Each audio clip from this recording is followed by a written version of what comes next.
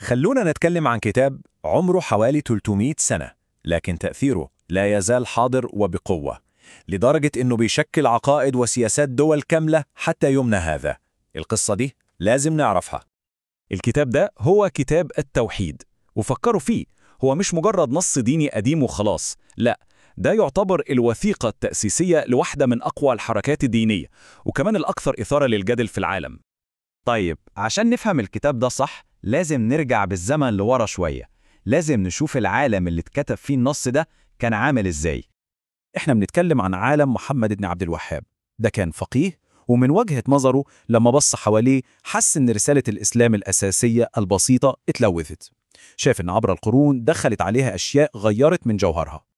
الموضوع ما كانش بالنسبة له مجرد مشكلة صغيرة، لا، هو شافها زي ما المصدر بيقول مخالفات شنيعة. كان شايف إن الناس بتمارس طقوس وعادات بعيدة كل البعد عن المبدأ الأساسي للعقيدة اللي هو التوحيد الخالص لله. فكان لازم يكون في رد فعل، ورد ما كانش مجرد اقتراح بسيط أو نصيحة، لا، كانت دعوة قوية جدا للتغيير. عشان كده كتب الكتاب ده، عشان يكون هو الحل الجذري، زي كتالوج أو دليل الرجوع للي هو كان شايفه الإيمان الأصلي الصافي. حتى العنوان الكامل للكتاب بيقول كل حاجة. شوفوا، كتاب التوحيد الذي هو حق الله على العبيد. يعني من الأول خالص الموضوع بيتقدم مش كأنه اختيار، لا، ده واجب أساسي ومفيش عنه بديل. ومفهوم التوحيد ده يعني الإيمان بوحدانية ربنا المطلقة هو حرفياً محور كل صفحة في الكتاب ده. يعني في جوهره هو أشبه بكتيب إرشادات معمول مخصوص عشان يعلم الناس ويساعدهم يطبقوا فهم معين جدا للعقيدة دي. طيب إزاي بنى حجته؟ طريقته كانت صارمة جدا. هو قرر يتجاهل قرون كاملة من التفسيرات وآراء الفقهاء اللي سبقوه، وبنى كل كلامه على مصدرين اتنين بس مفيش غيرهم، القرآن والسنة النبوية، وده كان شيء مقصود تماما. وهنا بقى النقطة المثيرة للاهتمام، الطريقة اللي بيعرض بيها الكتاب فكرته. بدل ما يقول التوحيد هو كذا وكذا، لا، هو بيقضي معظم صفحات الكتاب بيشرح ايه هو اللي مش توحيد. يعني هو بيعرف الشيء عن طريق تعريف نقيضه، بيمسك مفهوم الشرك اللي هو إشراك أي حد أو أي شيء مع ربنا في العبادة وبيفصصه حتة حتة، كأنه بيرسم دايرة وبيقول كل اللي بره الدايرة دي مش توحيد. فالفكرة هي إن الحدود تبقى واضحة جدا. والكلام هنا مش نظري وبس، المؤلف بيدخل فيه تفاصيل دقيقة جدا من الحياة اليومية. يعني مثلا في فصل كامل مخصص لموضوع ممكن يبان بسيط قوي، إن حد يلبس حلقة أو خيط عشان يحمي نفسه من المرض أو يبعد عنه الحظ السيء. ومن هنا بينتقل لموضوع تاني، استخدام التمائم والأحجبة، ودي كانت حاجات منتشرة جدا ومتأصلة في ثقافة الناس وقتها. هو اعتبرها نوع من أنواع الاستعانة بغير ربنا لدفع الشر.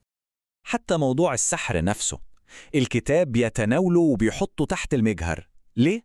لأن من وجهة نظر المؤلف محاولة التأثير في الدنيا عن طريق السحر دي تعتبر تحدي مباشر لسلطة ربنا المطلقة، وبالتالي هي شكل من أشكال الشرك.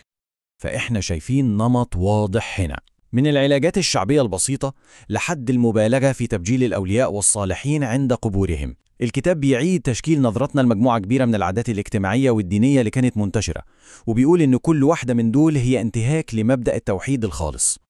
طيب كل ده كلام جميل على الورق، لكن السؤال الأهم هو إزاي الأفكار دي خرجت من مجرد صفحات في كتاب وبقت قوة جبارة قدرت تغير شكل التاريخ؟ لأنها فعلا ما بقتش حبيسة الصفحات. الأفكار اللي في كتاب التوحيد انتشرت بسرعة كبيرة جدا، والمخطوطات القديمة اللي زي دي بتورينا إزاي النص لقى صدى وقبول عند ناس كتير في وقت قليل. وبسرعة الكتاب ده بقى هو الدستور أو النص التأسيسي للحركة الإصلاحية اللي اتعرفت بعد كده باسم الوهابية. لكن نقطة التحول الحقيقية اللي ضاعفت قوة الحركة دي أضعاف كانت لما حصل تحالف تاريخي بينها وبين قوى سياسية كانت لسه بتصعد وقتها. التحالف ده كان ناجح جدا لدرجة إن تعاليم الكتاب اتحولت في النهاية للعقيدة الرسمية للدولة اللي بقت بعد كده المملكة العربية السعودية. فتخيلوا أفكار عالم واحد اتحولت من مجرد أطروحة كتاب إلى قانون دولة بأكملها. وهنا بتكمن قوة القصة دي كلها. قصة كتاب التوحيد بتفكرنا إزاي فكرة واحدة لو اتركزت في نص قوي ممكن تسافر عبر الزمن وتتجاوز كل الحدود. بتورينا إزاي دعوة عالم واحد للنقاء في القرن ال18 ممكن في النهاية توصل إنها تشكل العقيدة والهوية والسياسة في العالم كله في القرن ال21.